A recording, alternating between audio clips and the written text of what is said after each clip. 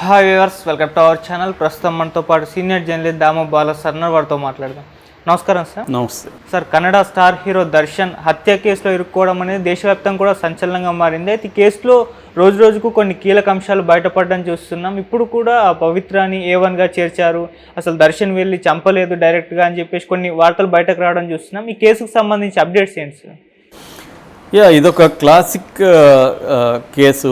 అంటే దీనిలో నేర్చుకోవాల్సిన విషయాలు అనేకం ఉన్నాయి. ఓకే. అట్లాగే అథారిటీ అంటే అధికారం, ఎవడైనా ఎందుకు కొట్టారు అంటే నేను కొట్టగలిగాను కాబట్టి కొట్టాను అనేవాళ్ళు చాలామంది ఉన్నారు. ఐ కెన్ అని అంటే నేను కొట్టి కూడా తప్పించుకోగలను అనేవాళ్ళే మన సమాజంలో అదే ఉంటుంది. ఇక్కడ బాలకృష్ణ అందరికీ తెలుసు, అతను కాల్పులు జరపకుండా బుల్లెట్లు దాని అంతటా అది గన్లో నుంచి పోయి దూరే లేదు కదా. ఇతను లేకపోతే ఇతను మనిషి ఎవరో ఒకరైతే కాలు చేరు కదా, గన్లోకి వెళ్ళింది కదా, అది బాడీలోకి బుల్లెట్లు వెళ్ళినాయి కదా. సో అది అత్యాయత్నమే కదా. సో అటెంప్ట్ మర్డర్ కింద శిక్ష పడాలి కదా అతనికి. ఎందుకు పడలేదంటే వ్యవస్థని అతను మేనేజ్ చేసుకోగలిగాడు. ముఖ్యమంత్రులు అతనికి సపోర్ట్ చేశారు, న్యాయ వ్యవస్థ అతని వైపు ఉంది, మెడికల్ రిపోర్ట్లు అతని వైపు ఇచ్చారు. సో మొత్తంగా తన అధికారము తన పలుకుబడిని ఉపయోగించుకొని బాలకృష్ణ ఎస్కేప్ కాగలిగాడు. సో ఇతను దర్శన్ కూడా అలా అవుతాడో లేదో తెలియదు. రెండు సిమిలర్ కేసులే. ఇది వేరే, అంటే నేను చెప్పేది క్రైమ్కి సంబంధించి. అది హత్యాయత్నం బాలకృష్ణ చేసింది, ఇది హత్య. కానీ మరి ఇప్పుడైతే మనం ఇవన్నీ చెప్పుకుంటున్నాం, రేపు ఇంకొక 2 నెలలు 3 నెలలు 6 నెలల తర్వాత ఏం జరుగుతుందనేది మనకి ఈ కేసులో తెలియదు. సో ఈ దేశంలో ఏంటంటే అధికారం పలుకుబడి వ్యవస్థల మీద పట్టు ఉంటే క్రైమ్ చేసినోడు కూడా ఎస్కేప్ కాగలడు. ఎప్పుడో రేరగా మాత్రమే వాళ్ళకి శిక్షలు పడుతుంటాయి. చాలాసార్లు జైలుకి వెళ్ళినా కూడా క్షమాభిక్షతో త్వరగా బయట వచ్చేసిన వాళ్ళు నేను చాలామందిని చూసా. హత్య కేసులు చేసి, ఫర్ ఎగ్జాంపుల్ రమణారెడ్డి, ప్రొద్దుటూరు రమణారెడ్డి హత్య కేసులో ఆయనకి యావజ్జీవం పడితే కూడా ఎన్టీ రామారావు పోయి కాపాడాడు అతన్ని, త్వరగా క్షమాభిక్ష పెట్టి బయటికి తీసుకొచ్చారు. ఇలాగా ఈ మన వ్యవస్థలన్నీ కూడా పోలీస్ స్టేషన్ దగ్గర నుంచి, న్యాయ వ్యవస్థ దగ్గర నుంచి, జైలు దగ్గర నుంచి అన్ని వ్యవస్థల్ని అధికారము ఉండేవాళ్ళు, పలుకుబడి ఉండేవాళ్ళు, డబ్బు ఉండేవాళ్ళు వీళ్ళు మేనేజ్ చేసుకోగలుగుతారు. అందుకనే జైళ్ళల్లో నీకు ఎక్కువ ఉండేది ఎవరంటే ట్రైబల్సు, ఎస్సీ ఎస్సీలు, బీసీలు వీళ్ళు ఎక్కువ ఉంటారు. ట్రైబల్ పాపులేషన్ మన ఇండియాలో అరౌండ్ 8% ఉంటే జైళ్ళల్లో 20% పైన ట్రైబల్స్ ఉంటారు. ఎందుకంటే వాళ్ళు, నేను కూడా ఉన్నాను కదా, నా జైల్లో నేను ఉన్నప్పుడు కూడా 19 మంది యానాది వాళ్ళు ఉండేవాళ్ళు. 4 ఏళ్ళుగా వాళ్ళు అండర్ ట్రైలర్స్గా ఉండేవాళ్ళు. శిక్ష ప్రూవ్ కాలేదు వాళ్ళ మీద, వాళ్ళకి ఏం పనిష్మెంట్ రాలేదు. కానీ 4 ఏళ్ళుగా వాళ్ళు, నేను మళ్ళీ కూడా ఉంటారు, నేను వెళ్ళలేదు మళ్ళీ. సో అలాగా జైళ్ళల్లో ఉండేదంతా ఎవరంటే పేదలు. ఓవరాల్గా చెప్పాలంటే కులాల పరంగా తీసుకున్నప్పుడు ఎస్సీ ఎస్టీ వీళ్ళు, బీసీలు, కొంత ముస్లింలు వీళ్ళు ఉంటారు. పేదలు ఎక్కువ ఉంటారు జైళ్ళల్లో. డబ్బున్నవాడే ఇవన్నీ మేనేజ్ చేసుకుంటాడు. అలాగే ఈ దర్శన్ది కూడా ఎంతవరకు నిలబడుతుందో తెలియదు. కానీ ఏం జరిగిందనే దానికి సంబంధించి ఇంకొన్ని డీటెయిల్స్ బయటకు వచ్చాయి. ఇక్కడ ఇంకొన్ని టేక్ అవేస్ మనం నేర్చుకునేవి కూడా ఈ కేసులో ఉన్నాయి. అవేందనేది మనం చూద్దాం. ఇది మళ్ళీ నేను ఒకసారి బ్రీఫ్గా చెప్పాలంటే, దర్శన్ అని అతను ఒక ఛాలెంజింగ్ స్టార్. కన్నడలో అతనికి బిరుదు ఛాలెంజింగ్ స్టార్ అంటారు. అతను ఒక రకంగా మనకి పోల్చాలంటే పవన్ కళ్యాణ్తో పోల్చొచ్చు, అంత క్రేజ్ ఉంటుంది అతనికి. సో టాప్ హీరో, అతనికి విపరీతమైన ఫ్యాన్ ఫాలోయింగ్ ఉంటుంది దర్శన్కి. మన పోకిరి లాంటి సినిమాలు, తమిళ నుంచి సినిమాలు అతను రీమేక్ చేస్తుంటాడు.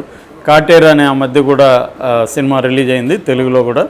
సో అటువంటి దర్శన్కి ముందు నుంచి కూడా ఒక ప్రాబ్లం ఏంటంటే, తను ఎప్పుడో 2003లో అట్లా పెళ్లి చేసుకున్నాడు విజయలక్ష్మి అని. వాళ్ళకి వినీష్ అని ఒక టీనేజ్ సన్ ఉన్నాడు. అయితే ఇతనికి పవిత్ర అనే ఇంకొక ఆమె, ఆ పవిత్రకి వేరే జయరామ్ అని అతనితో పెళ్ళయి విడిపోయింది. ఆమెకు ఒక పాప ఉంది, టీనేజ్ అమ్మాయి. సో ఆమె గత 10 ఏళ్ళుగా ఇతనికి గర్ల్ ఫ్రెండ్గా ఉంది.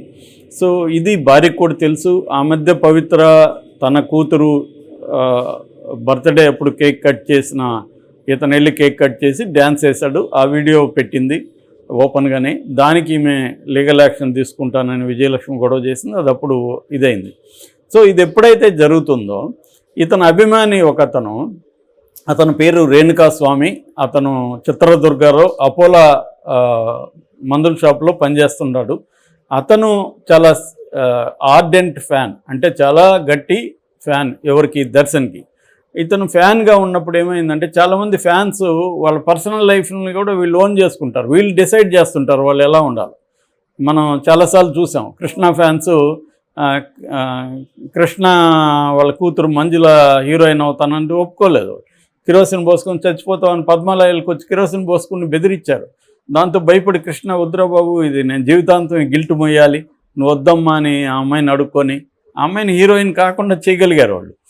అట్లా ఫ్యాన్స్ అనేవాళ్ళు ఒక్కోసారి తోకే కుక్కను ఊపుతుంది అంటారు కదా, అలాగే ఫ్యాన్స్ తమ స్టార్స్ లైఫ్ని కంట్రోల్ చేస్తుంటారు. అవును. సో అలాగా ఈ ఫ్యాన్ కూడా సీరియస్గా తీసుకున్నాడు. తీసుకొని హీరో తప్పు అనుకోలే ఇతను. జనరల్గా ఇలాంటి విషయాల్లో అమ్మాయిలదే తప్పు అనుకుంటారు, ఈజీ కదా అమ్మాయిల్ని నిందించడం ఈజీ. నిజానికి హీరో బుద్ధి ఏమైంది, వాడి బుద్ధి ఏమైంది, భార్య ఉంది, మరి వాళ్ళకి విడాకులు లేదు, ఆల్రెడీ ఆ భార్య డొమెస్టిక్ వైలెన్స్ కేసు పెట్టి కూడా ఇతన్ని 14 రోజులు జైలుకి పంపించింది. అయినా ఇతను ఫ్యాన్ ఏమో వీడు మేలు కాబట్టి సహజంగానే పవిత్రత తప్పు అన్నట్టుగా ఆమె మీద పోరాటం మొదలుపెట్టాడు. ఆ పోరాటం ఏం చేశాడు, అశ్లీల మెసేజ్లు పెట్టడం, అది ఒకటేమో సోషల్ మీడియాలో పెట్టడం, రెండోది ఆమె నెంబర్ పట్టుకొని ఆమెకి రెగ్యులర్గా మెసేజ్లు కుమ్ముతున్నాడు బండబూతులు తిడుతూ. ఇది ఆమెకి డిస్టర్బ్ అయిపోయింది.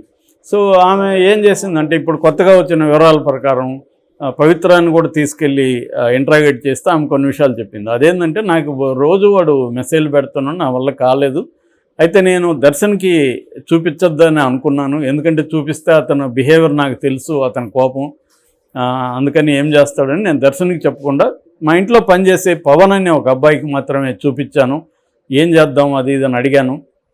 పవన్ రేణుకాస్వామికి చెప్పాడు, ఒరే నువ్వు మెసేజ్ పెట్టకు, మేడం చాలా సీరియస్గా ఉందని. వాడు వినలేదు, పెడుతూనే ఉన్నాడు. దీంతో విధి లేక నేను దర్శన్కి చూపించాల్సి వచ్చింది మెసేజ్లు. నేను ఇట్లా హత్య చేస్తారని ఊహించలేదు. సరే దర్శన్ అతన్ని రేణుకాస్వామిని పట్టుకురమ్మని వీళ్ళకి చెప్పాడు. వాళ్ళు పట్టుకొచ్చి ఒక కార్ షెడ్లో పెట్టారని నాకు చెప్పారు. నేను వెళ్ళి వాడిని చెప్పుతో కొట్టి వచ్చేసాను. నా కోపాన్ని అలా తీర్చుకున్నాను. నేనేమనుకున్నా అంటే కొట్టి బెదిరించి పంపించేస్తారులే అనుకున్నాను. నేను ఇలా జరుగుతుంది అనుకోలేదు. నేను కంప్లైంట్ ఇచ్చుండాలి, ప్రాపర్గా కంప్లైంట్ ఇచ్చుంటే పోలీసులు దాన్ని డీల్ చేసి అరెస్ట్ చేసి ఉండేవాళ్ళు. నేను తప్పు చేశాను, నేను దర్శన్కి చూపించొద్దని అనుకున్నాను, కానీ ఇంకా నా వల్ల కాకుండా చూపించాను. సో నేను కొట్టేసి వచ్చేసాను, చెంపదెబ్బ కొట్టేసి వచ్చేసాను. తర్వాత ఇంకేం జరుగుతుందో నేను తెలియదు, నాకు ఇలా జరుగుతుందని మొత్తం నేను ఊహించలేదని ఆమె ఏడుస్తూనే ఉందంట. 24 hours ఏడుస్తూనే ఉంది. ఖచ్చితంగా ఆమె కూడా ఆవేశంలో తప్పు చేసిన ఆమె హర్ట్ అయి ఉంటుంది ఖచ్చితంగా. ఒక్కోసారి మనకి ఎవరైనా మెసేజ్లు పెట్టినప్పుడు హర్ట్ అయినప్పుడు ఎమోషనల్గా నిర్ణయాలు తీసుకుంటాం. ఎప్పుడైనా కూడా ఇందులో టేక్ అవే ఏంటంటే మనం కీలకమైన డిసిషన్ తీసుకునేటప్పుడు ఎమోషనల్గా నిర్ణయాలు తీసుకోకూడదు. ఎమోషనల్గా రాంగ్ నిర్ణయాలు ఎక్కువ తీసుకుంటాం. బ్యాలెన్స్ ఆఫ్ మైండ్తో నిర్ణయాలు తీసుకోవాలి. ఒకవేళ మనం ఎమోషనల్గా ఉండి నిర్ణయాలు తీసుకునే పరిస్థితి వస్తున్నప్పుడు మనం మన ఫ్రెండ్స్ ఎవరితోనో డిస్కస్ చేయాలి. నేను ఇప్పుడు ఎమోషనల్గా ఉన్నాను, నాకు తీవ్రమైన కోపం ఉంది, ఈ నిర్ణయం కరెక్టా, అతను పిలిచి కొట్టించాలనుకుంటున్నాను, ఇది కరెక్టా అని ఎవరైనా అడగాలి సేన్గా ఉన్న వాళ్ళని. అప్పుడు వాళ్ళు కొంత ఆబ్జెక్టివ్గా చూస్తారు. నువ్వు కొడతావు, రేపొద్దున అతనికి ఏమన్నా అవుతుంది, నీకు అనవసరం కదా, దాని బదులు పోలీస్ కంప్లైంట్ ఇవ్వు అని వాళ్ళు సలహాలు ఇస్తారు. సో అది చేయకుండా ఏమేం చేసింది, అది చేసింది. ఇప్పుడు ఆమె తప్పైనది. ఇప్పుడు దర్శన్ ఏం చేయాలి, దర్శన్ చెప్పాడు. దర్శన్ కూడా ఆమె గర్ల్ ఫ్రెండ్ కాబట్టి తమ గర్ల్ ఫ్రెండ్కి ఎవరైనా వేధిస్తున్నారంటే కోపం రావడం సహజం, మా హ్యూమన్ బీయింగ్ ఎవరికైనా. కానీ అతను ఇల్లీగల్గా వెళ్ళాడు. దర్శన్ తన పవర్ ఉంది కాబట్టి తను ఒక ఫ్రెండ్ నవీన్ అనే ఒక రెస్టారెంట్ ఓనర్కి చెప్పాడు. నవీన్ తన సర్కిల్ ఉంది, నవీన్ ఫైనాన్సరు, అతను రెస్టారెంట్ ఓనరు, అతనికి ఒక సర్కిల్ ఉంది. అతను కొంతమందిని తన వాళ్ళని పెట్టి ఈ అబ్బాయిని ఎత్తుకొచ్చారు, తన కార్ షెడ్లో పెట్టుకున్నారు. వాడిని ఇంక భయంకరంగా టార్చర్ చేశారు. ఈ దర్శన్ కూడా కనీసం దర్శన్ కొట్టి పంపించండి అని చెప్పాలి. ఇతనే వెళ్ళాడు. ఇతను మామూలుగా ఎలా ఉంటాడు, దర్శన్ బ్రహ్మాండంగా ఉన్నాడు, ఆ కుర్రాడేమో సన్నగా బక్కగా ఉన్నాడు. అలాంటి వాడిని టార్చర్ చేశారు. అతని మర్మాంగ వేయాల మీద కూడా తన్నాడంట విపరీతంగా. తల మీద పెద్ద దెబ్బ తగిలింది, కానీ బ్లడ్ బయటికి రాలా, తల లోపల తగిలింది, దానివల్లే చనిపోయాడు అనేది పోస్ట్మార్టం చెప్పింది. ఇప్పటికీ ఫోరెన్సిక్ సైన్స్ ల్యాబ్కి కూడా పంపించారు. ఇంకా అది కూడా వస్తే ఇంకొన్ని డీటెయిల్స్ తెలుస్తుంది. ఏదేమైనా అతను బాడీ మీద అంతా మెదడు దెబ్బతినింది, చెస్ట్ మీద గాయాలు ఉన్నాయి, కాళ్ళ మీద ఉన్నాయి. అంటే విపరీతంగా టార్చర్ కూడా చేశారు వీళ్ళు. అంటే మామూలుగా ఇలాంటి బ్యాచ్ ఏం చేస్తారంటే మందు వేస్తారు, ఒక ప్రతి మనిషిలో ఒక శాడిస్ట్ కూడా ఉంటాడు, అది వీకర్ సెక్షన్ మీద ఆ శాడిజం తీర్చుకుంటుంటారు అలాగే. సో దీంట్లో ఓవరాల్గా గుణపాఠం ఏంటంటే, మనం టేక్ అవే ఏంటంటే, ఎప్పుడైనా నీకు ఒక ప్రాబ్లమ్ని ఎమోషనల్ డిసిషన్ తీసుకోవద్దు. రెండోది, నీకు బలం ఉంది, వాడు వీక్ కాబట్టి నా ఇష్టం వచ్చినట్టు చేస్తాను అని చేయొద్దు. అన్నిసార్లు బాలకృష్ణ లాగా తప్పించుకోలేవు. ప్రాపర్గా లీగల్గా ప్రొసీడ్ అవ్వు. క్రైమ్కి వెళ్ళకు, లీగల్గా ప్రొసీడ్ అవ్వు. ఇది నిజానికి ఆ అబ్బాయిని అర్థం చేసుకోండాలి. వాడు ఫ్యాన్ కాబట్టి వాడు చేసిన తప్పే, కానీ వాడు ఎందుకు చేశాడు? అవుట్ ఆఫ్ లవ్ అయ్యి వాడు చేశాడు. ఈ ఫ్యాన్ కుటుంబాన్ని కాపాడాలని వాడేదో భుజాన్ని వేసుకున్నాడు. సో అతనికి కౌన్సిలింగ్ కూడా ఇచ్చి ఉండాలి. పోలీస్ స్టేషన్లు కానీ తీసుకెళ్ళి అతనికి కౌన్సిలింగ్ ఇచ్చి, ఒరే నీ భార్య 5వ నెల గర్భిణి, నీకు ఒక ఫ్యామిలీ ఉంది, నీకెందుకురా హీరోని ఫ్యామిలీని కాపాడే బాధ్యత, నీ లైఫ్ నువ్వు చూసుకోరా అని వాడికి కూడా బుద్ధి చెప్పు ఉండాలి, వాడికి కౌన్సిలింగ్ ఇచ్చి ఉండాలి. పోలీసులు కొంత 1-2 దెబ్బలేసి బెదిరించి వదిలేసి ఉంటారు. అది చేస్తుంటే అబ్బాయి కొంత ఇదైండేది. ఈమె కూడా ఫోన్ నెంబర్ మార్చేసి బ్లాక్ చేసేసి ఇవి కూడా ఈమె చర్యలు తీసుకుండాలి. ఇవి చేస్తుంటే కొంతవరకు సాల్వ్ అయ్యే అవకాశం ఉంది. అది చేయకుండా వీళ్ళు నాకు బలం ఉంది, నాకు పవర్ ఉంది, నేను ఏమన్నా చేస్తాననేది చేశాడు.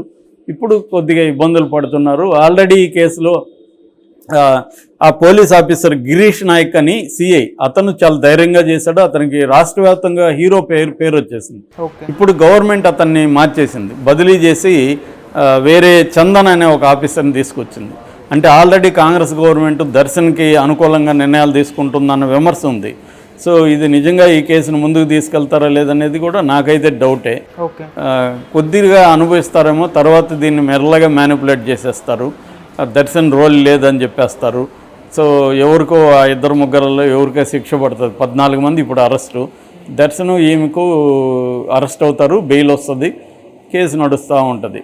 ఫైనల్గా కేసు ఏం జరగకపోవచ్చు. వీళ్ళు వ్యవస్థలను మేనేజ్ చేసుకోగలిగిన శక్తి వీళ్ళకి కూడా ఉంది. అది ఇమ్మీడియట్గా చేసుకోలేకపోయారు, కొంత మెల్లగా చేసుకుంటారని నేను అనుకుంటున్నాను. Okay sir, thank you so much sir.